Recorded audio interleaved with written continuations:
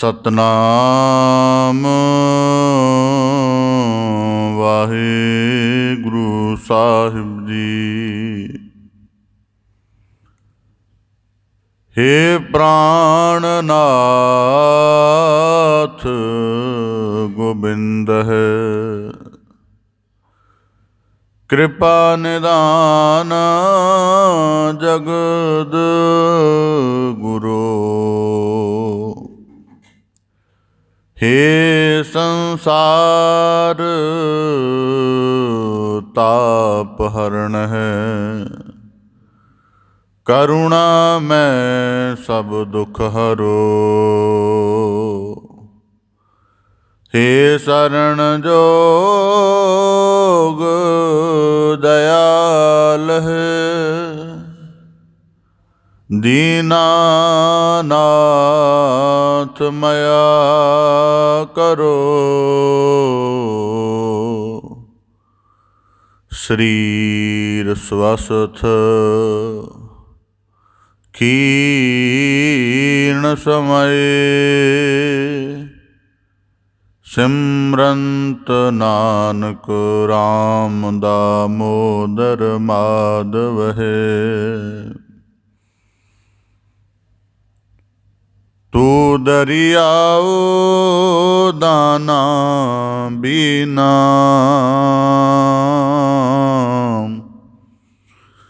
मैं मछली कैसे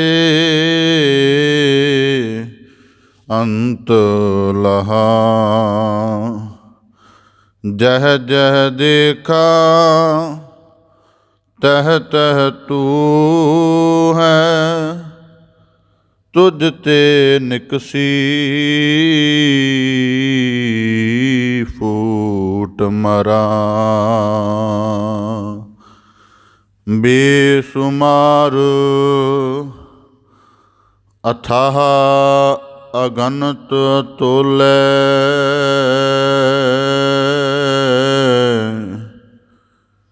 जो बुलावो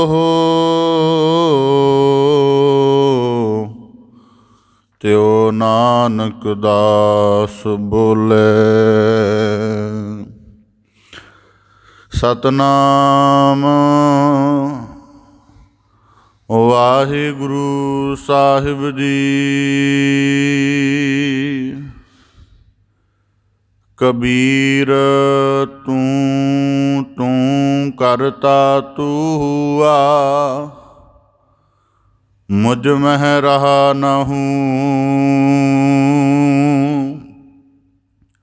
जब आपा पर का मिट गया,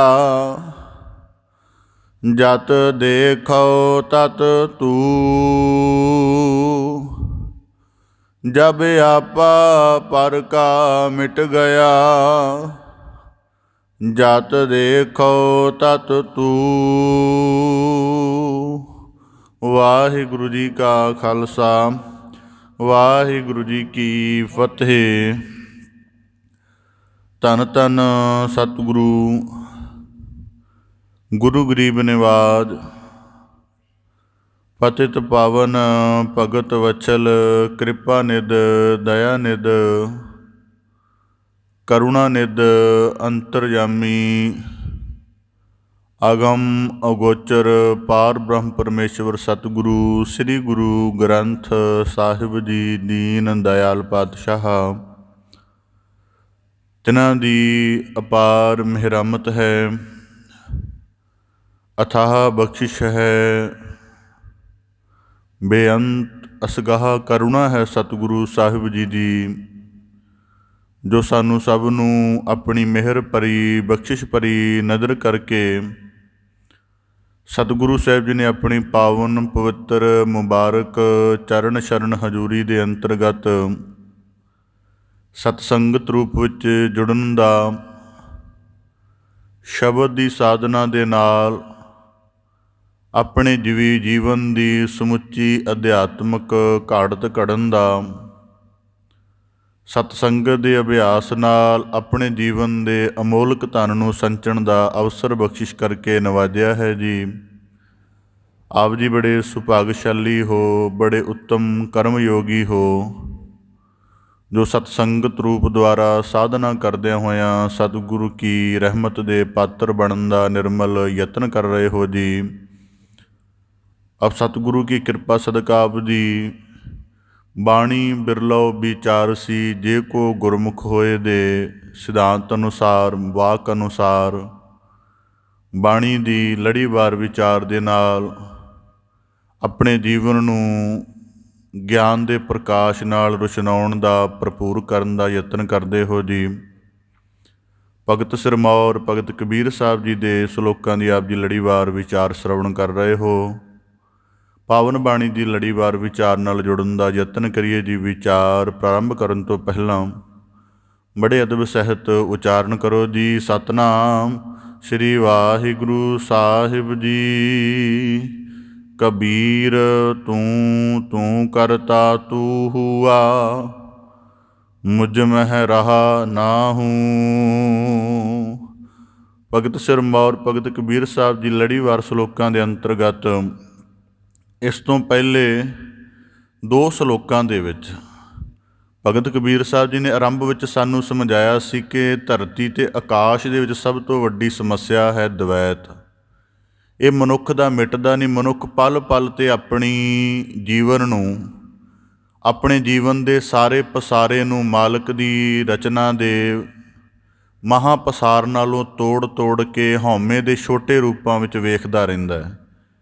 ਕੱਲ੍ਹ ਵਾਲੇ ਸ਼ਲੋਕ ਵਿੱਚ ਭਗਤ ਕਬੀਰ ਸਾਹਿਬ ਜੀ ਨੇ ਹੱਲ ਸੁਝਾਇਆ ਸੀ ਕਿ ਜੇ ਮਨੁੱਖ ਮੇਰੇ ਪਣੇ ਦੇ ਭਾਵ ਨੂੰ ਛੱਡ ਦੇਵੇ ਤਾਂ ਉਹਦਾ ਦਵੈਤ ਮਿਟ ਸਕਦਾ ਹੈ, ਉਹਦੀ ਪ੍ਰਭੂ ਨਾਲੋਂ ਦੂਰੀ ਮਿਟ ਸਕਦੀ ਹੈ। ਜਿਵੇਂ ਮਨੁੱਖ ਸਰੀਰ ਨੂੰ, ਪਦਾਰਥ ਨੂੰ, ਆਪਣੇ ਜੀਵਨ ਦੇ ਹਰੇਕ ਪਸਾਰ ਨੂੰ ਆਪਣਾ ਮੰਨ ਕੇ ਚੱਲਣ ਲੱਗ ਪੈਂਦਾ ਹੈ, ਅਤੇ ਜੇ ਉਹਦੇ ਵਿੱਚ ਤੇਰਾ ਦਾ ਅਰਪ ਕਰ ਲਵੇ ਤਾਂ ਮਨੁੱਖ ਦੀ ਪ੍ਰਭੂ ਨਾਲੋਂ ਦੂਰੀ ਮਿਟ ਜਾਂਦੀ ਹੈ। ਇਸੇ ਨੁਕਤੇ ਦੇ ਅੰਤਰਗਤ ਜਦੋਂ ਇਹ ਅਭਿਆਸ ਕੀਤਾ, ਪਹਿਲਾਂ ਸਮਝ ਆਇਆ ਕਿ ਦਵੈਤ ਕੀ ਹੈ।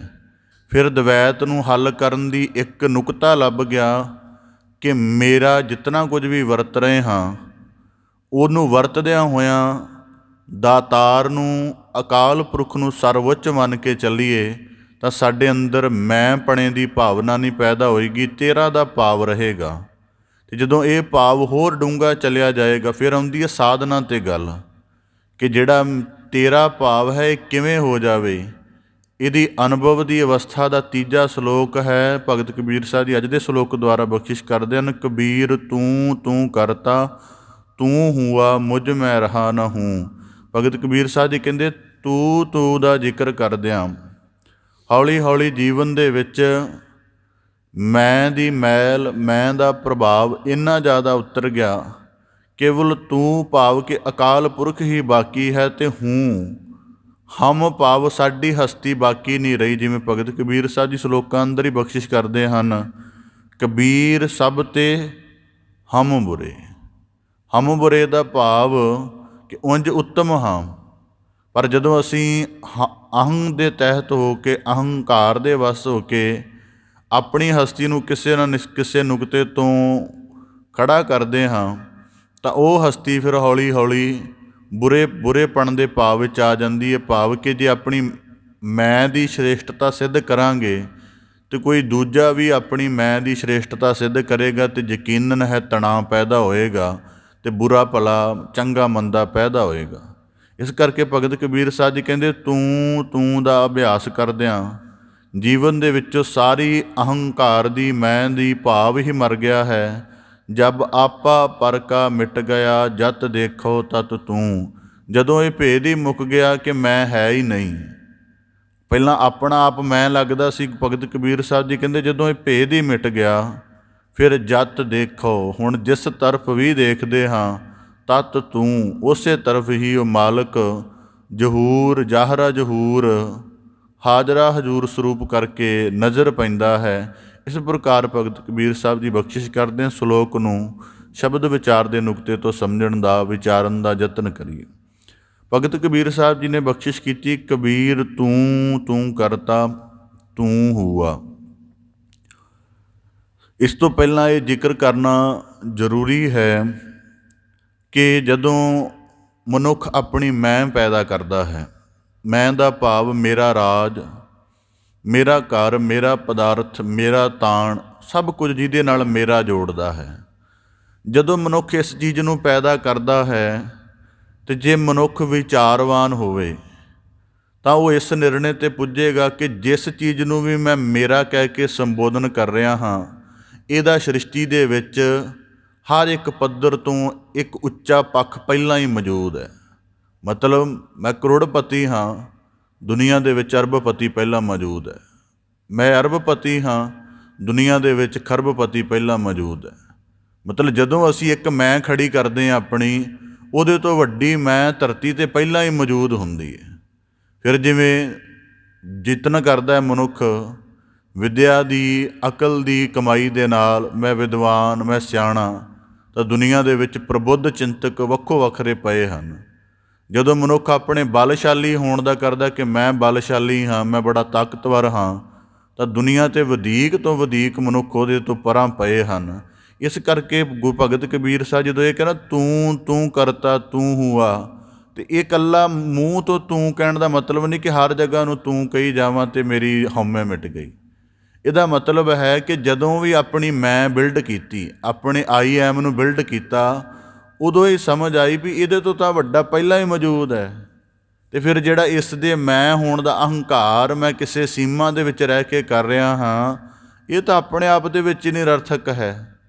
ਇਹ ਆਪਣੇ ਆਪ ਦੇ ਵਿੱਚ ਕੁਝ ਵੀ ਨਹੀਂ ਹੈ ਜੇ ਇਹਦੇ ਸਾਹਮਣੇ ਦੂਜੀ ਮੈਂ ਨਾ ਆਵੇ। ਮੈਂ ਤਾਂ ਉਨਾ ਚਿਰ ਹੀ ਹੈ ਨਾ ਮਨੁੱਖ ਦੀ, ਜਿੰਨਾ ਚਿਰ ਕੋਈ ਵੱਡੀ ਮੈਂ ਨਹੀਂ ਇਹਦੇ ਸਾਹਮਣੇ ਆਉਂਦੀ।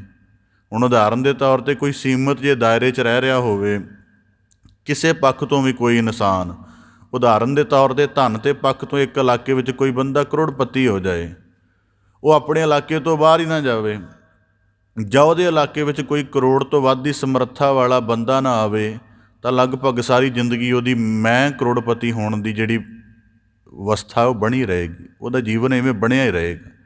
ਪਰ ਇਹ ਨਹੀਂ ਹੈ ਕਿ ਦੂਜੀ ਮੈਂ ਮੌਜੂਦ ਨਹੀਂ ਹੈ, ਦੂਜੀ ਵੀ ਮੈਂ ਮੌਜੂਦ ਹੈ। ਇਸ ਕਰਕੇ ਭਗਤ ਕਬੀਰ ਸਾਹਿਬ ਜੀ ਕਹਿੰਦੇ ਜਦੋਂ ਮੈਂ ਦੇ ਭਾਵ ਨੂੰ ਸਮਝਿਆ ਕਿ ਭਾਵੇਂ ਜਿੰਨੀ ਮਰਜ਼ੀ ਵੱਡੀ ਕਰ ਲਈਏ, ਇਹਦੇ ਤੋਂ ਅੱਗੇ ਤਾਂ ਪਹਿਲਾਂ ਹੀ ਮੌਜੂਦ ਹੈ, ਹਰ ਇੱਕ ਪੱਖ ਤੋਂ ਮੌਜੂਦ ਹੈ, ਧਨ ਕਰਕੇ, ਵਿੱਦਿਆ ਕਰਕੇ, ਬਲ ਕਰਕੇ ਔਰ ਨਿਮਰਤਾ ਕਰਕੇ ਵੀ। ਤਾਂ ਭਗਤ ਕਬੀਰ ਸਾਹਿਬ ਜੀ ਕਹਿੰਦੇ ਫਿਰ ਸਮਝ ਆਇਆ ਵੀ ਇਹ ਮਿਟੇਗੀ ਕਿਵੇਂ। ਮਤਲਬ ਇਹਦਾ ਹਰ ਜਗ੍ਹਾ ਹੀ ਇਹਦਾ ਪ੍ਰਤੀਦਵੰਦੀ ਜਾਂ ਇਹਦਾ ਇੱਕ ਅਦਰ ਸਾਈਡ ਇਹਦੀ ਮੌਜੂਦ ਹੈ, ਫਿਰ ਇਹ ਮੈਂ ਮਿਟੇਗੀ ਕਿਵੇਂ। ਕਹਿੰਦੇ ਫਿਰ ਸਮਝ ਆਈ ਕਿ ਪਹਿਲਾਂ ਤਾਂ ਭਾਵ ਸੀ ਕਿ ਸਾਰਾ ਕੁਝ ਅਰਪਣ ਕਰਕੇ ਚੱਲੋ। ਅਰਪਣ ਦਾ ਭਾਵ ਇਹ ਹੁੰਦਾ ਹੈ ਕਿ ਕੇਵਲ ਉਹਦੇ ਵਰਤੋਂਕਾਰ ਹੋਣਾ, ਵਰਤੋਂਕਾਰ ਹੁੰਦਿਆਂ ਹੋਇਆਂ ਜੋ ਉਸ ਚੀਜ਼ ਦੀ ਨੈਤਿਕਤਾ ਹੈ ਜਾਂ ਉਸ ਚੀਜ਼ ਦੀ ਸ਼ੁੱਧਤਾ ਹੈ, ਉਹਨੂੰ ਵੀ ਬਰਕਰਾਰ ਰੱਖਣਾ ਔਰ ਬਾਖੂਬੀ ਵਰਤਣਾ ਵੀ। ਇਹ ਵਰਤੋਂਕਾਰ ਹੋ ਕੇ ਦਾਤਾਰ ਨੂੰ ਖਿਆਲ ਰੱਖਣਾ ਤੇਰਾ ਤੁਝ ਕੋ ਸੌਂਪਤੇ ਦੀ ਸਾਧਨਾ ਹੈ। ਪਰ ਭਗਤ ਕਬੀਰ ਸਾਹਿਬ ਜੀ ਕਹਿੰਦੇ ਤੂੰ ਤੂੰ ਕਰਤਾ ਦੀ ਸਾਧਨਾ ਕਦੋਂ ਪੈਦਾ ਹੁੰਦੀ ਹੈ? ਜਦੋਂ ਮਨੁੱਖ ਨੂੰ ਆਪਣੇ ਮੈਂ ਦੇ ਛੋਟੇਪਣ ਦਾ ਗਿਆਨ ਹੋਵੇ। ਹੁਣ ਉਦਾਹਰਨ ਦੇ ਤੌਰ 'ਤੇ ਮਨੁੱਖ ਨੂੰ ਆਪਣੇ ਮੈਂ ਦੇ ਛੋਟੇਪਣ ਦਾ ਗਿਆਨ ਜੀਵਨ ਭਰ ਨਹੀਂ ਹੁੰਦਾ, ਕਿਉਂਕਿ ਉਹ ਆਪਣੀ ਮੈਂ ਦੇ ਸ਼ੈੱਲ ਨੂੰ ਹੀ ਸੇਫ ਮੰਨਦਾ ਹੈ। ਇਸ ਕਰਕੇ ਦੁਨੀਆ ਦੇ ਵਿੱਚ ਹਰੇਕ ਬੰਦਾ ਅੱਜ ਦੇ ਸਮੇਂ 'ਚ ਇੱਕ ਖਾਸ ਤਰ੍ਹਾਂ ਦੇ ਸ਼ੈੱਲ ਵਿੱਚ ਜਿਉਂ ਰਿਹਾ ਹੈ। ਉਹਨੇ ਆਪਣਾ ਦੋਸਤ ਮਿੱਤਰਾਂ ਦਾ, ਰਿਸ਼ਤੇਦਾਰੀਆਂ ਦਾ, ਬੈਠਣ ਉੱਠਣ ਦਾ ਦਾਇਰਾ ਇਸ ਤਰ੍ਹਾਂ ਦਾ ਬਣਾਇਆ ਹੈ ਕਿ ਜਿਹੜੇ ਉਹਦੀ ਮੈਂ ਨੂੰ ਹੀ ਭਰਪੂਰ ਕਰਦੇ ਹਨ। ਉਹਦੀ ਮੈਂ ਦੇ ਜਿੰਨੇ ਆਸਪੈਕਟ ਨੇ, ਹਉਮੈ ਦੇ ਜਿੰਨੇ ਆਸਪੈਕਟ ਨੇ, ਉਹ ਉਸ ਨੇ ਉਵੇਂ ਦਾ ਪੱਧਰ ਬਣਾਇਆ ਨਹੀਂ ਹੋਇਆ ਕਿ ਉਹਨੂੰ ਤੋੜ ਦੇਣ। ਇਸ ਕਰਕੇ ਭਗਤ ਕਬੀਰ ਸਾਹਿਬ ਜੀ ਕਹਿੰਦੇ ਜਦੋਂ ਇਹ ਪਛਾਣ ਹੋਈ ਕਿ ਜਿਹੜੀ ਮੈਂ ਦਾ ਜ਼ਿਕਰ ਮਨੁੱਖ ਆਪਣੀ ਜ਼ਿੰਦਗੀ ਵਿੱਚ ਲੈ ਕੇ ਬਣਦਾ ਹੈ, ਇਹਨੂੰ ਤਾਂ ਪ੍ਰਕਿਰਤੀ ਹਰੇਕ ਪੱਖ 'ਤੇ ਰੱਦ ਕਰੀ ਜਾਂਦੀ, ਹਰੇਕ ਪੱਖ 'ਤੇ ਇਹਦੇ ਮੈਂ ਹੋਣ ਦੀ ਭਾਵਨਾ ਨੂੰ ਛੋਟਾ ਕਰੀ ਜਾਂਦੀ ਹੈ। ਇਸ ਕਰਕੇ ਦੁਨੀਆ ਦੇ ਵਿੱਚ ਇੱਕ ਰਮਨ ਮਹਾਰਿਸ਼ੀ ਹੋਇਆ, ਉਹਨੇ ਬੜੀ ਕਮਾਲ ਦੀ ਗੱਲ ਆਖੀ ਇਸ ਸੰਬੰਧ ਦੇ ਵਿੱਚ। ਉਹਦਾ ਇੱਕ ਟਰੈਕਟ ਵੀ ਮਿਲਦਾ ਛੋਟਾ ਜਿਹਾ, ਕਦੇ ਯਤਨ ਕਰਕੇ ਮਿਲੇ ਨਾ, ਤਾਂ ਉਹਦਾ ਟਰੈਕਟ ਦਾ ਨਾਂ ਹੈ ਵਾਟ ਇਜ਼ ਆਈ ਐਮ, ਕਿ ਮੈਂ ਕੀ ਹਾਂ। ਉਹ ਬਹੁਤ ਕੀਮਤੀ ਹੈ। ਉਹਦੇ ਵਿੱਚ ਉਸਨੇ ਇੱਕ ਨੁਕਤਾ ਸੁਝਾਇਆ ਹੈ ਜਿਹੜਾ ਮੈਂ ਆਪਦੇ ਸਨਮੁਖ ਰੱਖਾਂ। ਉਹ ਕਹਿਣ ਲੱਗਾ ਕਿ ਜਿਹੜਾ ਸਾਰਾ ਸੰਸਾਰ ਹੈ ਇਹ ਸ਼ਕਤੀ ਤੋਂ ਬਣਿਆ, ਪਰਮੇਸ਼ਵਰੀ ਸ਼ਕਤੀ ਤੋਂ, ਸਪਿਰਿਟ ਤੋਂ ਬਣਿਆ। ਇਹ ਸਪਿਰਿਟ ਜਦੋਂ ਮਨੁੱਖ ਦੀ ਬਾਡੀ 'ਚ ਆਉਂਦੀ ਹੈ ਅਤੇ ਮਨੁੱਖ ਇੱਥੇ ਆਉਣ ਦੇ ਵਿੱਚ ਇੱਕ ਗਲਤੀ ਕਰ ਲੈਂਦਾ ਕਿ ਇਸ ਸਾਰੀ ਸਪਿਰਿਟ ਨੂੰ ਜਿਹੜੀ ਆਤਮਾ ਰੂਪ ਕਰਕੇ ਆਈ ਹੈ, ਜਦੋਂ ਮਨੁੱਖੀ ਸਰੀਰ 'ਚ ਪ੍ਰਵੇਸ਼ ਕਰਦੀ ਹੈ ਤੇ ਮਨੁੱਖ ਸਮਝਦਾ ਹੈ ਕਿ ਇਹ ਸ਼ਕਤ ਮੇਰੇ 'ਚ ਵਰਤ ਰਹੀ ਹੈ, ਅਤੇ ਇਹਦਾ ਜਿਹੜਾ ਆਕਾਸ਼ ਦੇ ਨਾਲ ਸੰਬੰਧ ਹੁੰਦਾ ਹੈ, ਮਤਲਬ ਜਿਵੇਂ ਹੁਣ ਸਾਡੇ ਅੰਦਰ ਜਿਹੜੀ ਜਠਰ ਅਗਨੀ ਜਿਹੜਾ ਸਾਡਾ ਭੋਜਨ ਪਹੁੰਚਾਉਂਦੀ ਹੈ, ਇਹ ਤੱਤ ਬਾਹਰ ਵੀ ਮੌਜੂਦ ਹੈ। ਅਤੇ ਜੇ ਇਸੇ ਦੇ ਨਾਲ ਹੀ ਇਹ ਗੱਲ ਜੁੜੀ ਹੋਈ ਹੈ ਕਿ ਸੂਰਜ ਅਸਤਣ ਦੇ ਨਾਲ ਹੀ ਭੋਜਨ ਖਾਣਾ ਸ਼ੁਰੂ ਕਰ ਦੇਣਾ ਚਾਹੀਦਾ। ਕਹਿੰਦਾ ਕਿ ਜਦੋਂ ਮਨੁੱਖ ਦੇ ਅੰਦਰ ਸ਼ਕਤੀ ਪ੍ਰਵਾਹਿਤ ਹੁੰਦੀ ਹੈ, ਆਤਮਾ ਦੀ, ਸਪਿਰਿਟ ਦੀ, ਮਨੁੱਖ ਸਮਝਦਾ ਇਹ ਮੇਰੀ ਹੈ, ਅਤੇ ਉਹਦਾ ਜਿਹੜਾ ਪੂਰੇ ਕਾਸਮੋਸ ਦੇ ਨਾਲ, ਬ੍ਰਹਿਮੰਡ ਦੇ ਨਾਲ ਜਿਹੜਾ ਉਸ ਸ਼ਕਤੀ ਦਾ ਨਾਤਾ ਹੁੰਦਾ ਹੈ, ਉਹਨੂੰ ਤੋੜ ਲੈਂਦਾ ਹੈ। ਮਤਲਬ ਆਪਣੀ ਸਮਝ ਦੇ ਤੌਰ 'ਤੇ ਉਂਝ ਨਹੀਂ ਤੋੜ ਸਕਦਾ। ਜਿਵੇਂ ਸਾਡੇ ਸਰੀਰ ਅੰਦਰ ਜਲ ਵਿਆਪਕ ਹੈ, ਜਲ ਦੇ ਨਾਲ ਸਰੀਰ ਦੀਆਂ ਸਾਰੀਆਂ ਕਿਰਿਆਵਾਂ ਚੱਲ ਰਹੀਆਂ ਹਨ, ਅਤੇ ਜਲ ਦੀ ਪ੍ਰਮੁੱਖਤਾ ਬਾਹਰ ਵੀ ਤਾਂ ਹੈ, ਪੂਰੇ ਬ੍ਰਹਿਮੰਡ 'ਚ, ਆਕਾਸ਼ ਵਿੱਚ ਵੀ ਜਲ ਹੈ, ਪਤਾਲ ਵਿੱਚ ਵੀ ਜਲ ਹੈ। ਇਸ ਕਰਕੇ ਉਹ ਰਮਨ ਮਹਾਰਿਸ਼ੀ ਕਹਿੰਦਾ ਕਿ ਮਨੁੱਖ ਬ੍ਰਹਿਮੰਡ ਨਾਲੋਂ ਆਪਣਾ ਨਾਤਾ ਤੋੜ ਲੈਂਦਾ ਹੈ ਅਤੇ ਮੰਨਦਾ ਹੈ ਕਿ ਮੇਰੀ ਦੇ ਅੰਦਰ ਜਿਹੜੀ ਸ਼ਕਤੀ ਹੈ ਮੇਰੀ ਆਪਣੀ ਹੈ, ਤਾਂ ਮੈਂ ਇਹਦੇ ਵਿੱਚ ਹੀ ਸੰਪੂਰਨ ਹਾਂ। ਕਹਿੰਦੇ ਜਦੋਂ ਇਸ ਚੀਜ਼ ਨੂੰ ਸੰਪੂਰਨ ਮੰਨਦਾ ਹੈ, ਉਦੋਂ ਇਹਦੇ ਅੰਦਰ ਮੈਂ ਪੈਦਾ ਹੁੰਦੀ ਹੈ। ਇਹ ਪਰਮੇਸ਼ਰ ਦੀ ਜਿਹੜੀ ਆਤਮ ਰੂਪ ਸ਼ਕਤੀ, ਸਰੀਰ ਦਾ ਤਾਣ, ਬੁੱਧੀ ਦਾ ਤਾਣ, ਮਨ ਦੀ ਕਲਪਨਾ ਦੀ ਸਮਰੱਥਾ, ਮੈਮਰੀ, ਹੋਰ ਸਾਰਾ ਕੁਝ, ਕਹਿੰਦੇ ਇਹਨੂੰ ਆਪਣਾ ਜਾਣ ਲੈਂਦਾ ਹੈ ਅਤੇ ਫਿਰ ਆਪਣੇ ਛੋਟੇ ਨੁਕਤਿਆਂ ਤੋਂ ਇਹਨੂੰ ਭੁਗਤਾਉਣਾ, ਵਰਤਣਾ ਸ਼ੁਰੂ ਕਰ ਦਿੰਦਾ ਹੈ। ਇਸ ਕਰਕੇ ਉੱਥੇ ਜਾ ਕੇ ਕਹਿੰਦੇ ਮਨੁੱਖ ਆਪਣੇ ਆਪ ਨੂੰ ਬ੍ਰਹਿਮੰਡ ਨਾਲੋਂ ਤੋੜ ਕੇ ਇੱਕ ਕਿਣਕੇ ਵਾਲਾ ਜੀਵਨ ਬਣਾ ਕੇ ਉਹਦਾ ਗੁਲਾਮ ਹੋ ਜਾਂਦਾ ਹੈ, ਅਤੇ ਇਹਨੂੰ ਆਖਦਾ ਹੈ ਮੈਂ ਹਾਂ। ਇਸ ਕਰਕੇ ਦੁਨੀਆ ਦੇ ਵਿੱਚ ਜਦੋਂ ਕੁਝ ਵੱਡਾ ਪੈਦਾ ਹੋਇਆ, ਉਦੋਂ ਹੀ ਪੈਦਾ ਹੋਇਆ ਜਦੋਂ ਬੰਦਿਆਂ ਨੇ ਆਪਣੇ ਛੋਟੇਪਣ ਨੂੰ ਛੱਡਿਆ। ਹੁਣ ਇਸ ਗੱਲ ਦੀ ਉਦਾਹਰਨ ਲਈ ਭਗਤ ਕਬੀਰ ਸਾਹਿਬ ਜੀ ਕਹਿੰਦੇ, ਤੂੰ ਕਰਤਾ ਤੂੰ ਹੁਆ ਮੁਝ ਮਹਿ ਰਹਾ ਨ ਹੂੰ। ਇਸ ਕਰਕੇ ਤੂੰ ਦੀ ਸਾਧਨਾ ਦੇ ਸਮਝਣ ਦੇ ਲਈ ਸਾਨੂੰ ਪਹਿਲਾਂ ਮੈਂ ਦੇ ਛੋਟੇਪਣ ਦਾ, ਮੈਂ ਦੇ ਅਧੂਰੇਪਣ ਦਾ, ਹੁਣ ਉਦਾਹਰਨ ਦੇ ਤੌਰ 'ਤੇ ਮੈਂ ਦਾ ਛੋਟਾਪਣ ਤੂੰ ਦੇ ਸਾਹਮਣੇ ਜਾ ਕੇ ਕਿਵੇਂ ਵੱਡਾ ਹੋ ਜਾਂਦਾ।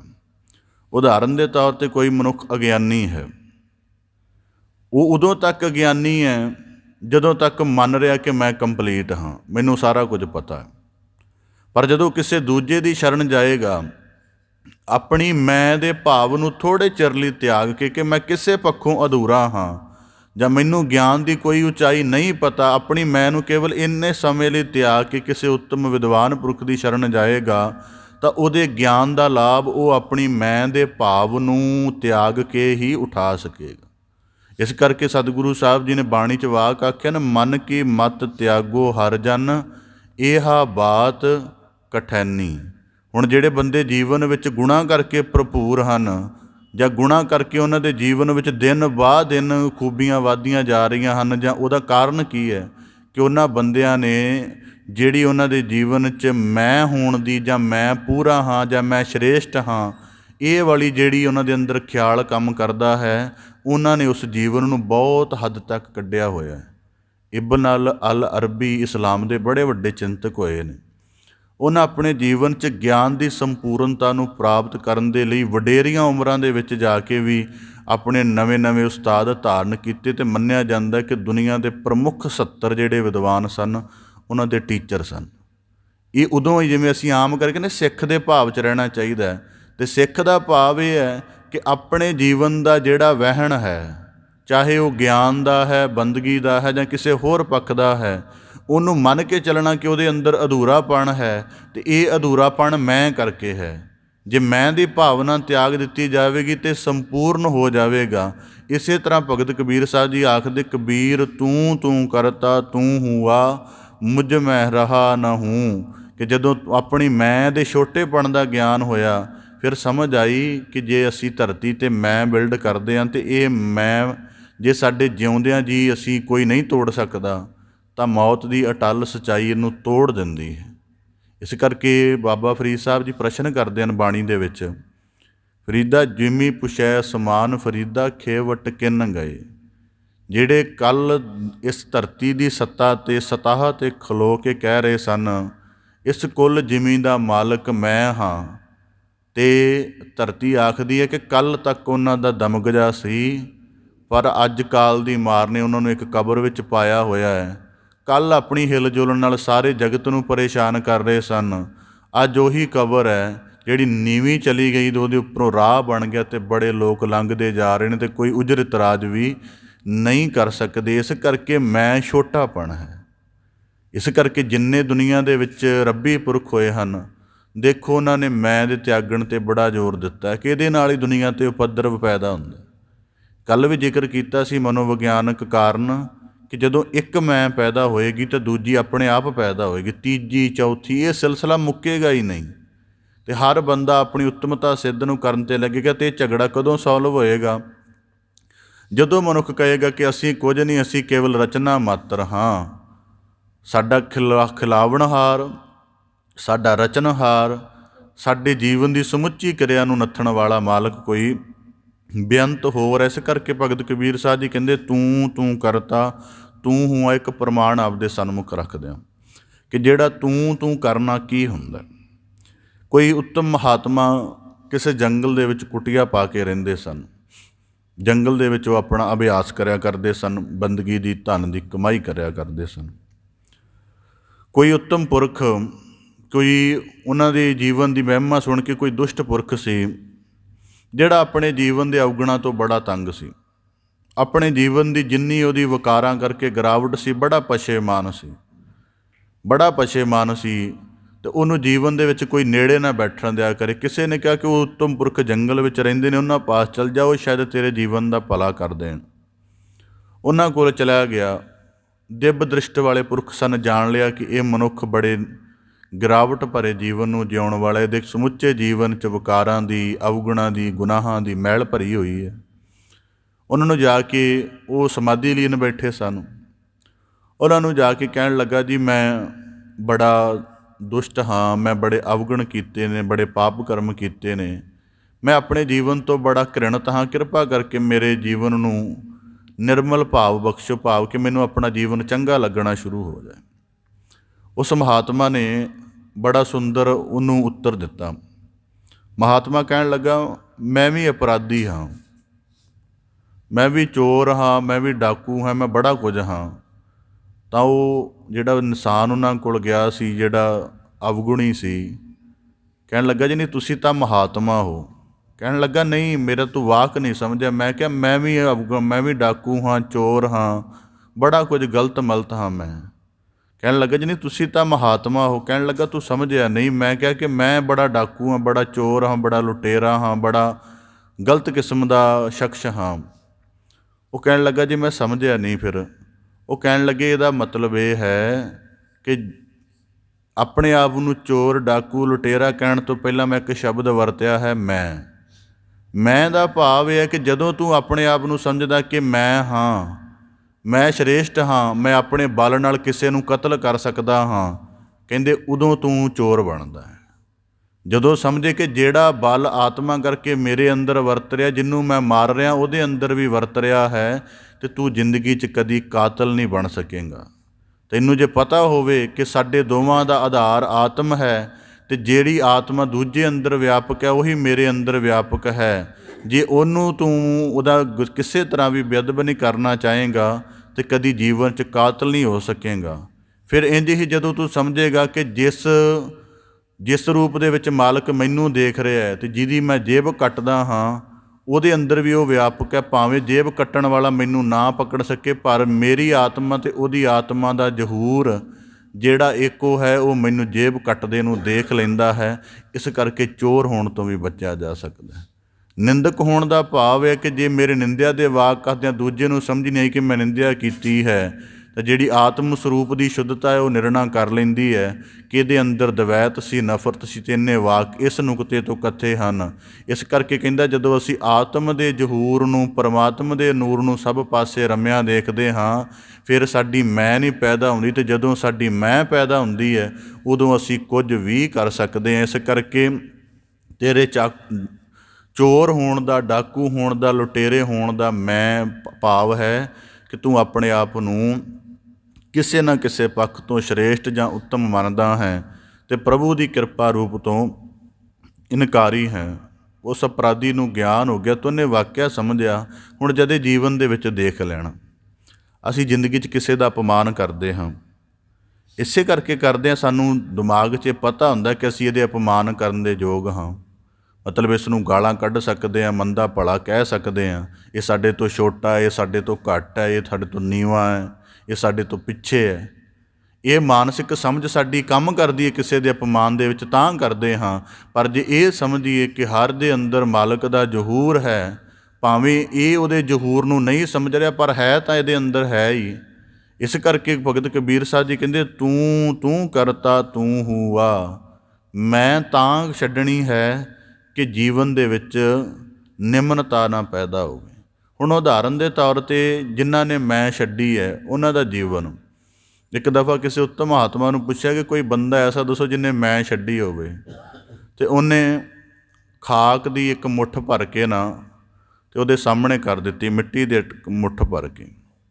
ਕਹਿਣ ਲੱਗਾ ਇਹ ਕਿਵੇਂ ਪਤਾ ਲੱਗੇ ਕਿ ਮਿੱਟੀ ਨੇ ਮੈਂ ਛੱਡ ਦਿੱਤੀ ਹੈ?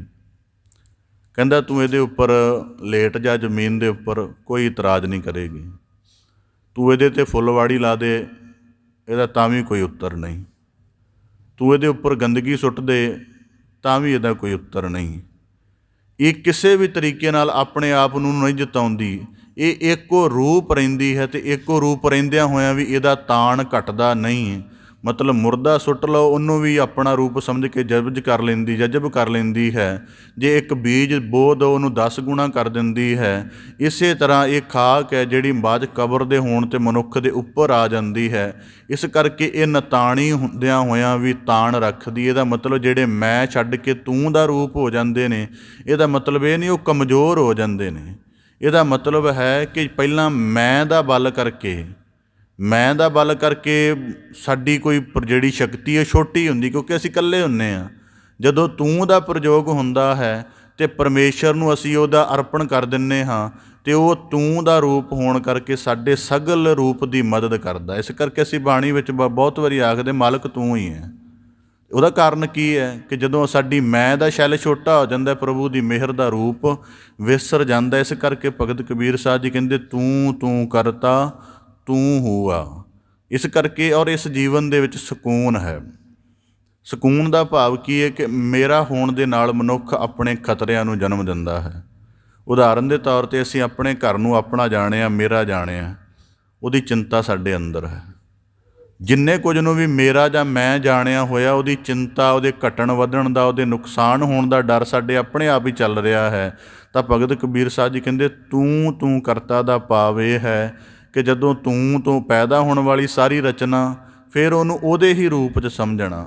ਕੱਲ੍ਹ ਵੀ ਨੁਕਤਾ ਅਰਜ਼ ਕੀਤਾ ਸੀ ਕਿ ਕਿਸੇ ਦੇ ਪਲਾਟ ਦੇ ਉੱਪਰ ਬੋਰਡ ਲੱਗਾ ਹੋਵੇ ਨਾ ਕਿ ਫਲਾਣੇ ਦੀ ਸੰਪત્ਤੀ ਹੈ, ਅਸੀਂ ਕਦੀ ਗੈਰ ਕਾਨੂੰਨੀ ਜਾਂ ਕਾਨੂੰਨੀ ਜਾਂ ਬਲ ਦੇ ਨਾਲ ਦਾਅਵਾ ਨਹੀਂ ਕਰਦੇ। ਦੁਨਿਆਵੀ ਨੁਕਤੇ 'ਚ ਇੰਝ ਚੱਲਦੇ ਹਾਂ। ਅਸੀਂ ਸਮਝਦੇ ਹਾਂ ਨਹੀਂ ਜੀ ਇਹ ਠੀਕ ਨਹੀਂ ਹੈ ਕਿਸੇ ਦੀ ਸੰਪત્ਤੀ 'ਤੇ ਅਧਿਕਾਰ ਜਤਾਉਣਾ। ਪਰ ਮਾਲਕ ਦੀ ਦਿੱਤੀ ਹੋਈ ਉੱਤਮ ਬੁੱਧ, ਜੀਵਨ ਦਾ ਸਾਰਾ ਤਾਣ, ਪਦਾਰਥਾਂ ਦੇ ਸਗਲ ਸੁੱਖ, ਜੀਵਨ ਦੇ ਇਤਨੇ ਪਸਾਰਾਂ ਦਾ ਆਨੰਦ, ਸਾਰਾ ਕੁਝ ਆਪਣਾ ਮੰਨ ਕੇ ਚੱਲਿਆ। ਤਾਂ ਕਰਕੇ ਗੁਰਬਾਣੀ ਵਿੱਚ ਵਾਕ ਆਉਂਦਾ, ਸਤਿਗੁਰੂ ਸਾਹਿਬ ਜੀ ਕਹਿੰਦੇ ਸਭ ਕਿਛ ਆਪਣਾ ਇੱਕ ਰਾਮ ਪਰਾਇਆ। ਅਤੇ ਰਾਮ ਪਰਾਇਆ ਕਰਨ ਦਾ ਭਾਵ ਕਿ ਮਨੁੱਖ ਅੰਦਰ ਮੈਂ ਹੈ। ਅਤੇ ਭਗਤ ਕਬੀਰ ਸਾਹਿਬ ਜੀ ਕਹਿੰਦੇ ਜਦੋਂ ਆਪਣੀ ਮੈਂ ਦੇ ਛੋਟੇਪਣ ਦਾ ਗਿਆਨ ਹੋ ਜਾਏ ਤਾਂ ਫਿਰ ਮਨੁੱਖ ਤੂੰ ਦੀ ਭਾਵਨਾ ਵਿੱਚ ਹੁੰਦਾ। ਤੂੰ ਦੀ ਭਾਵਨਾ ਦੇ ਵਿੱਚ ਲਿਪਤ ਹੋਣ ਦਾ ਭਾਵ ਇਹ ਹੈ ਕਿ ਮਨੁੱਖ ਹਰ ਤਰ੍ਹਾਂ ਦੀ ਸੀਮਾਗਤ ਹੋਂਦ ਨੂੰ ਛੱਡਦਾ ਜਾਂਦਾ ਹੈ। ਉਹ ਮੰਨਦਾ ਕਿ ਭਾਵੇਂ ਮੈਂ ਕਿੰਨਾ ਵੀ ਸੰਪੂਰਨ ਹਾਂ ਪਰ ਪ੍ਰਭੂ ਦੇ ਕਿਰਪਾ ਰੂਪ ਕਰਕੇ ਅਧੂਰਾ ਹੈ। ਇਸ ਕਰਕੇ ਮੇਰਾ ਅਧੂਰਾਪਣ ਉਦੋਂ ਹੈ ਜਦੋਂ ਮੈਂ ਦੇ ਅਧੀਨ ਆ, ਜਦੋਂ ਤੂੰ ਦੇ ਭਾਵ ਅਧੀਨ ਹੋ ਜਾਏਗਾ, ਸੰਪੂਰਨ ਹੋ ਜਾਏਗਾ। ਇਸ ਕਰਕੇ ਭਗਤ ਕਬੀਰ ਸਾਹਿਬ ਜੀ ਕਹਿੰਦੇ ਤੂੰ ਕਰਤਾ ਤੂੰ ਹੁਆ, ਮੁਝ ਮੈਂ ਰਹਾ ਨਾ ਹੂੰ। ਇੱਕ ਪ੍ਰਮਾਣ ਆਪਦੇ ਸਨਮੁਖ ਰੱਖਦੇ। ਭਾਈ ਗੁਰਦਾਸ ਸਾਹਿਬ ਜੀ ਦੀਆਂ ਵਾਰਾਂ 'ਚ ਬੜਾ ਕਮਾਲ ਦਾ ਜ਼ਿਕਰ ਆਉਂਦਾ। ਭਾਈ ਗੁਰਦਾਸ ਸਾਹਿਬ ਜੀ ਆਖਦੇ ਨੇ ਚੰਗਾ ਰੁੱਖ ਵਡਾਏ ਰਬਾਬ ਕਢਾਇਆ, ਛੇਲੀ ਹੋਏ ਕੁਹਾਏ ਮਾਸ ਵੰਡਾਇਆ, ਆਂਦਰੋਹ ਤਾਰ ਬਣਾਏ ਚੰਮ ਮੜਾਇਆ, ਸਾਧ ਸੰਗਤ ਵਿੱਚ ਆਏ ਨਾਦ ਵਜਾਇਆ, ਰਾਗੋਂ ਰਾਗ ਉਪਜਾਏ ਸ਼ਬਦ ਸੁਣਾਇਆ, ਸਤਿਗੁਰ ਪੁਰਖ 'ਤੇ ਆਏ ਸਹਿਜ ਸਮਾਇਆ। ਉਦਾਹਰਣ ਦਿੰਦੇ ਹਨ ਮੈਂ ਦੇ ਮਿਟਣ ਦੇ। ਭਾਈ ਗੁਰਦਾਸ ਸਾਹਿਬ ਕਹਿੰਦੇ ਇੱਕ ਰੁੱਖ ਸੀ, ਬਹੁਤ ਚੰਗਾ ਰੁੱਖ, ਉਹਨੂੰ ਵੱਢ ਕੇ ਰਬਾਬ ਦਾ ਆਕਾਰ ਘੜਿਆ ਗਿਆ। ਫਿਰ ਕਹਿੰਦੇ ਦੂਜੇ ਪਾਸੇ ਇੱਕ ਜਾਨਵਰ ਹੈ ਬੱਕਰਾ, ਕਸਾਈ ਨੇ ਉਹਨੂੰ ਕੱਟ ਕੇ ਉਹਦੇ ਜੀਵਨ ਨੂੰ ਖਤਮ ਕਰਕੇ ਉਹਦੀ ਆਂਦਰ ਕੱਢੀ, ਆਂਦਰ ਅਤੇ ਚਮੜਾ ਦੋਵੇਂ ਕੱਢੀ। ਆਂਦਰ ਨੂੰ ਕੱਢ ਕੇ ਉਹਨੇ ਸੁਕਾ ਕੇ ਤੰਦੀ ਬਣਾ ਲਈ, ਚਮੜੇ ਨੂੰ ਸੁਕਾ ਕੇ ਉਹਨੇ ਜਿਹੜਾ ਉੱਪਰ ਮੜਨ ਵਾਲਾ ਹੈ ਰਬਾਬ ਦੇ ਉੱਪਰ ਉਹ ਬਣਾ ਲਿਆ। ਕਹਿੰਦੇ ਫਿਰ ਤਾਰਾਂ ਆਦਿਕ ਪਾ ਕੇ ਉਸ ਚਮੜੇ ਨੂੰ ਚੰਗੀ ਤਰ੍ਹਾਂ ਕੱਸ ਕੇ ਸੁਕਾ ਕੇ ਫਿਰ ਤੰਦੀ ਪਾ ਕੇ ਤੇ ਉਸ ਤੰਦੀ ਦੇ ਨਾਲ ਉਸ ਨੂੰ ਖਿੱਚ ਕੇ ਬੰਨ੍ਹ ਦਿੱਤਾ।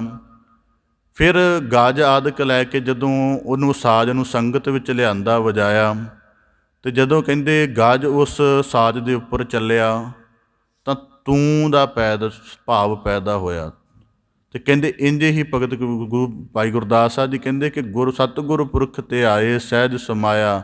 ਜਿਹੜੇ ਜੀਵਨ ਦੇ ਸਾਰੇ ਤਾਣ ਨੂੰ ਇੱਕੋ ਕਰਨਾ ਜਾਣ ਲੈਂਦੇ ਹਨ, ਉਹਨਾਂ ਦੀ ਮੈਂ ਜਿਹੜੀ ਹੈ ਸਮਾਪਤ ਹੋ ਜਾਂਦੀ ਹੈ। ਭਾਵ ਕਿ ਰੁੱਖ ਦਾ ਤਿਆਗ ਹੈ, ਬੱਕਰੇ ਦੀ ਮੈਂ ਦਾ ਤਿਆਗ ਉਹਦੇ ਜੀਵਨ ਜਿਉਂਦੇ ਭਰ ਨਹੀਂ ਹੁੰਦਾ, ਪਰ ਉਹਦੇ ਮਰਨ ਤੋਂ ਬਾਅਦ ਉਹਦੀ ਆਂਦਰ ਵੀ ਤੂੰ ਬੋਲਦੀ ਹੈ ਅਤੇ ਉਹਦਾ ਚਮੜਾ ਵੀ ਜੇ ਤਬਲੇ 'ਤੇ ਕੱਸਿਆ ਜਾਵੇ ਅਤੇ ਤੁਮ ਬੋਲਦਾ। ਜਿਨ੍ਹਾਂ ਨੂੰ ਤਬਲੇ ਦਾ ਗਿਆਨ ਹੈ ਅਤੇ ਤਬਲੇ ਦੇ ਕਿਸੇ ਹਿੱਸੇ 'ਤੇ ਕੋਈ ਵੀ ਉਂਗਲ ਮਾਰੀ ਜਾਵੇ ਤਾਂ ਉਹਦੀ ਜਿਹੜੀ ਸਾਊਂਡ ਹੈ ਉਹ ਤੁਮ ਕਰਕੇ ਪੈਦਾ ਹੁੰਦੀ। ਇਸ ਕਰਕੇ ਭਗਤ ਕਬੀਰ ਸਾਹਿਬ ਜੀ ਕਹਿੰਦੇ ਤੂੰ ਕਰਤਾ ਤੂੰ ਹੁਆ, ਅਤੇ ਆਪਣੀ ਮੈਂ ਨੂੰ ਮੇਟਣ ਦੇ ਲਈ ਇਵੇਂ ਦੀ ਸਾਧਨਾ ਵੀ ਕਰਨੀ ਜ਼ਰੂਰੀ ਹੈ।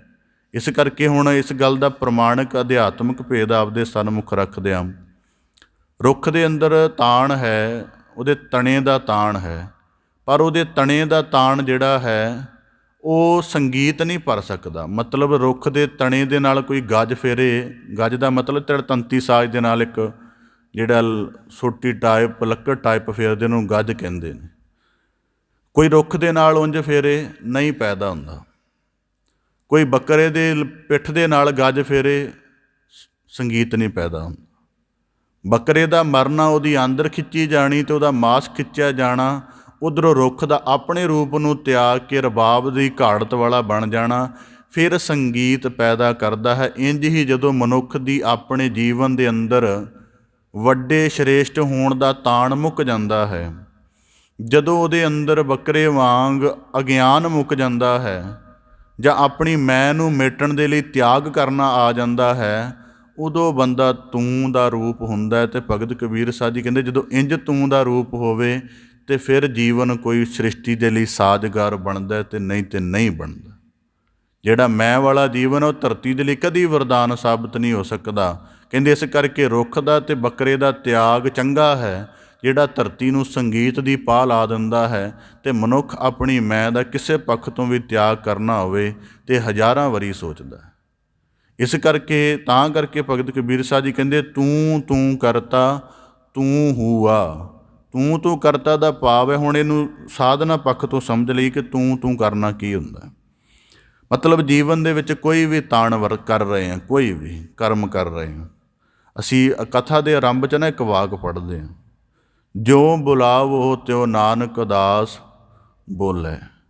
ਦੋ ਰੂਪ ਨੇ ਇਹਦੇ ਵਿੱਚ, ਸੰਗਤ ਵੀ ਗੁਰ ਰੂਪ ਹੈ, ਕਥਨ ਵਾਲਾ ਵੀ ਗੁਰ ਰੂਪ ਹੈ। ਕਥਨ ਵਾਲੇ ਦੇ ਅੰਦਰ ਜਿਹੜਾ ਕਥਨ ਦਾ ਤਾਣ ਆਉਣਾ ਹੈ, ਕਿਸੇ ਚੀਜ਼ ਦੀ ਗਹਿਰਾਈ ਦਾ, ਕਿਸੇ ਚੀਜ਼ ਦੀ ਉਚਾਈ ਦਾ, ਕਿਸੇ ਚੀਜ਼ ਦੀ ਬਹੁ ਪੱਖਤਾ ਦਾ ਜਿਹੜਾ ਗਿਆਨ ਕਥਨ ਵਾਲੇ ਦੇ ਅੰਦਰ ਆਉਣਾ ਹੈ, ਇਹ ਮਾਲਕ ਦੇ ਜਬਤ ਵਿੱਚ ਹੁੰਦਾ ਹੈ। ਜਬਤ ਦਾ ਮਤਲਬ ਕੀ ਹੈ? ਜੇ ਉਂਝ ਅਸੀਂ ਆਪਣੀ ਮੈਮਰੀ ਦੀ ਗੱਲ ਕਰੀਏ ਜਾਂ ਜਿਤਨੀ ਅਧਿਐਨ ਹੈ ਤਾਂ ਫਿਰ ਸਾਡੀ ਹਰ ਗੱਲ ਹੀ ਪੂਰੀ ਹੋਵੇ, ਪਰ ਬਹੁਤ ਵਾਰੀ ਬੜਾ ਕੁਝ ਰਹਿ ਜਾਂਦਾ, ਬੜੇ ਕੁਝ ਨਵਾਂ ਜਿਹੜਾ ਸੋਚਿਆ ਨਹੀਂ ਹੁੰਦਾ ਉਹ ਕਥਿਆ ਜਾਂਦਾ ਹੈ, ਜਾਂ ਕਈ ਵਾਰੀ ਜਿਸ ਅਨੁਭਵ ਨੂੰ ਰੋਕਣਾ ਹੁੰਦਾ ਹੈ ਉਹ ਬਿਆਨ ਹੋ ਜਾਂਦਾ ਹੈ। ਇਹਦਾ ਕਾਰਨ ਇਹ ਹੈ ਕਿ ਜਦੋਂ ਅਸੀਂ ਇਸ ਸਮਰਪਣ ਵਿੱਚ ਪੈ ਜਾਂਦੇ ਹਾਂ, ਫਿਰ ਮਾਲਕ ਉੱਤਮ ਢੰਗ ਦੇ ਨਾਲ ਆਪਣੀ ਜਿਹੜੀ ਸੇਵਾ ਹੈ ਉਹ ਕਰਵਾ ਲੈਂਦਾ। ਹੁਣ ਸੁਣਨ ਵਾਲੇ ਅੰਦਰ ਉਹਨੂੰ ਸਮਝਣ ਦਾ ਜਿਹੜਾ ਤਾਣ ਹੈ, ਜੇ ਤਾਂ ਉਹ ਇਹ ਸਮਝੇ ਕਿ ਮੈਂ ਆਪਣੇ ਯਤਨ ਕਰਕੇ ਸਮਝਣਾ ਹੈ, ਫਿਰ ਹੋ ਸਕਦਾ ਇਹਦੇ ਤੋਂ ਵਿਰਵਾ ਰਹਿ ਜਾਏ। ਪਰ ਜੇ ਇਹ ਸਮਝੇ ਕਿ ਮੈਨੂੰ ਇੱਥੇ ਲਿਆਉਣਾ, ਇੱਥੇ ਬਿਠਾਉਣਾ, ਮੇਰੀ ਇਕਾਗਰਤਾ ਬਣ ਕੇ ਮੈਨੂੰ ਸੁਣਾਉਣਾ, ਜੇ ਇਹ ਸਾਰਾ ਕੁਝ ਉਸ ਪ੍ਰਭੂ ਦੀ ਕਿਰਪਾ ਦੇ ਕਰਮ ਨਾਲ ਹੋ ਸਕਦਾ ਹੈ, ਅਤੇ ਸਮਝਣ ਦੀ ਸੋਝੀ ਵੀ ਉਹਦੇ ਕਰਮ ਅਨੁਸਾਰ, ਉਹਦੀ ਕਿਰਪਾ ਅਨੁਸਾਰ ਹੋ ਸਕਦੀ ਹੈ। ਇਸ ਕਰਕੇ ਇਸ ਸਾਰੇ ਯਤਨ ਦੇ ਵਿੱਚ ਇੱਕੋ ਹੀ ਰਹਿਣਾ, ਕਥਨ ਅਤੇ ਸੁਣਨ ਇੱਕੋ ਹੋ ਜਾਵੇ, ਬਿਆਨ ਅਤੇ ਸਮਝਣ ਇੱਕ ਹੋ ਜਾਵੇ, ਉਦੋਂ ਇਹ ਤੂੰ ਬਣਦੀ ਹੈ। ਤੂੰ ਦਾ ਮਤਲਬ ਇਹ ਹੁੰਦਾ ਹੈ।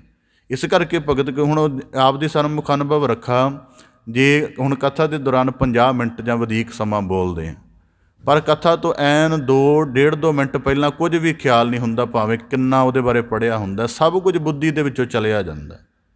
ਉਹ ਫਿਰ ਸਤਿਗੁਰੂ ਦੀ ਮਿਹਰ ਰੂਪ ਦੇ ਵਿੱਚ ਕਥਦਾ ਹੈ। ਇਸ ਕਰਕੇ ਭਗਤ ਕਬੀਰ ਸਾਹਿਬ ਜੀ ਕਹਿੰਦੇ, ਤੂੰ ਤੂੰ ਕਰਤਾ ਤੂੰ ਰਹਾ, ਮੁਝ ਮਹਿ ਰਹਾ ਨਾ ਹੂੰ। ਔਰ ਸਾਡੀ ਮੈਂ ਦੀ ਸਮੱਸਿਆ ਨੂੰ ਹੱਲ ਕਰਨ ਦਾ ਇੱਕ ਨੁਕਤਾ ਭਗਤ ਰਵਿਦਾਸ ਜੀ ਨੇ ਵੀ ਦੱਸਿਆ। ਭਗਤ ਰਵਿਦਾਸ ਜੀ ਫਰਮਾਉਂਦੇ ਹਨ, ਤੋਹੀ ਮੋਹੀ ਮੋਹੀ ਤੋਹੀ ਅੰਤਰ ਕੈਸਾ, ਕਨਕ ਕਟਕ ਜਲ ਤਰੰਗ ਜੈਸਾ। ਕਿ ਉਹ ਬੜੀ ਕਮਾਲ ਦੀ ਗੱਲ ਆਖਦੇ ਨੇ, ਜਾਓ ਪੈ ਹਮ ਨਾ ਪਾਪ ਕਰੰਤਾ ਅਹੇ ਅਨੰਤਾ, ਪਤਿਤ ਪਾਵਨ ਨਾਮ ਕੈਸੇ ਹੁੰਤਾ। ਭਗਤ ਰਵਿਦਾਸ ਜੀ ਕਹਿੰਦੇ, ਜੇ ਮਾਲਕ, ਪਹਿਲੀ ਗੱਲ ਤੇ ਸਾਡੇ 'ਚ ਤੇਰੇ 'ਚ ਕੋਈ ਫਰਕ ਨਹੀਂ ਹੈ। ਇਹ ਮੈਂ ਨੂੰ ਮੇਟਣ ਦੇ ਨੁਕਤੇ ਨੇ, ਬੰਦਾ ਬੰਨ੍ਹ ਕੇ ਚੱਲੇ ਇਸ ਗੱਲ ਨੂੰ।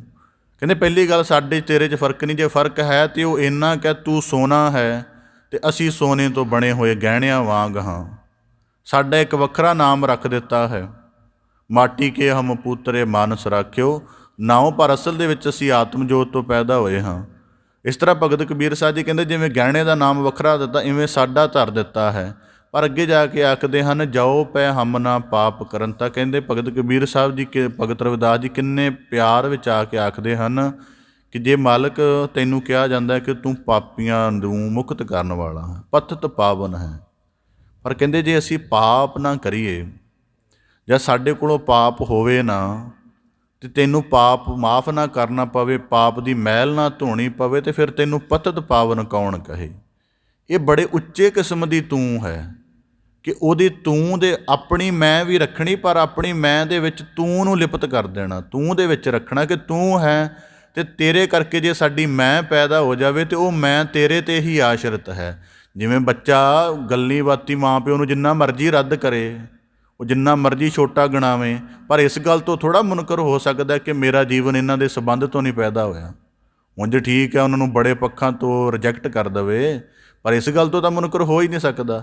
ਇਸ ਕਰਕੇ ਭਗਤ ਰਵਿਦਾਸ ਜੀ ਕਹਿੰਦੇ, ਜਾਓ ਪੈ ਹਮ ਨਾ ਪਾਪ ਕਰੰਤਾ ਅਹੇ ਅਨੰਤਾ, ਪਤਿਤ ਪਾਵਨ ਨਾਮ ਕੈਸੇ ਹੁੰਤਾ। ਇਸ ਕਰਕੇ ਜਦੋਂ ਬੰਦਾ ਤੂੰ ਦਾ ਰੂਪ ਜਾਣ ਲੈਂਦਾ ਹੈ, ਉਦੋਂ ਪਾਪ ਕਰਮ ਦੀ ਜਿਹੜੀ ਕੈਦ ਹੈ, ਸੀਮਾ ਹੈ, ਮੈਲ ਹੈ, ਗੁਨਾਹਗਾਰੀ ਹੈ, ਉਹਦੇ ਤੋਂ ਬਚਦਾ ਹੈ। ਇਸ ਕਰਕੇ ਗੁਰੂ ਗੋਬਿੰਦ ਸਿੰਘ ਮਹਾਰਾਜ ਜੀ ਦੀ ਬਾਣੀ ਅਕਾਲ ਉਸਤਤ ਪੜ੍ਹੋ, ਉਹਦੇ ਵਿੱਚ ਲਘੂ ਨਰਾਜ ਛੰਦ ਆਉਂਦਾ ਹੈ। ਉਹਦੇ ਵਿੱਚ ਗੁਰੂ ਸਾਹਿਬ ਜੀ ਨੇ 16 ਦਫਾ ਤੂੰ ਹੀ ਆਖੇ, ਇਕੱਠਾ ਹੀ ਤੂੰ ਹੀ ਇੰਝ ਕਰਕੇ 16 ਵਾਰੀ ਹੈ। ਪਹਿਲਾਂ ਵੀ ਜ਼ਿਕਰ ਆਉਂਦਾ ਹੈ, ਜਲਸ ਤੂੰ ਹੀ, ਥਲਸ ਤੂੰ ਹੀ, ਨਦਰ ਤੂੰ ਹੀ, ਨਦਸ ਤੂੰ ਹੀ, ਜਿਮੀ ਤੂੰ ਹੀ, ਜਮਾਂ ਤੂੰ ਹੀ, ਮੱਕਾ ਤੂੰ ਹੀ, ਮਕਾਨ ਤੂੰ ਹੀ।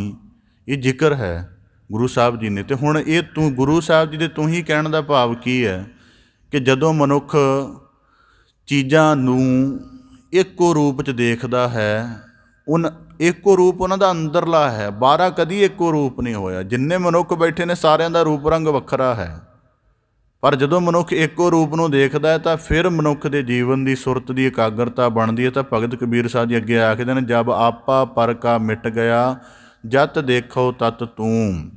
ਜਦ ਆਪਣਾ ਆਪ ਮਿਟ ਗਿਆ ਹੈ, ਉਹਦੇ ਸਾਜੇ ਹੋਏ।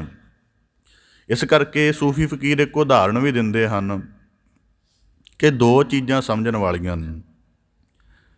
ਇੱਕ ਪੁਤਲੀਆਂ ਦਾ ਆਪਣਾ ਆਕਾਰ ਹੈਗਾ ਹੈ, ਪੁਤਲੀਆਂ ਦੀ ਆਪਣੀ ਸੁੰਦਰਤਾ ਵੀ ਹੈਗੀ ਹੈ, ਪਰ ਪੁਤਲੀਆਂ ਦੇ ਜਿਹੜੇ ਖੇਲ ਨੂੰ ਪ੍ਰਗਟਾਉਣ ਵਾਲਾ ਉਹ ਪੁਤਲੀਆਂ ਦਾ ਨਾਚ ਕਰਾਉਣ ਵਾਲਾ ਹੈ। ਉਂਝ ਪੁਤਲੀਆਂ ਦੇ ਕੋਲੋਂ ਸੁੰਦਰਤਾ ਵੀ ਹੈ, ਆਕਾਰ ਵੀ ਹੈ।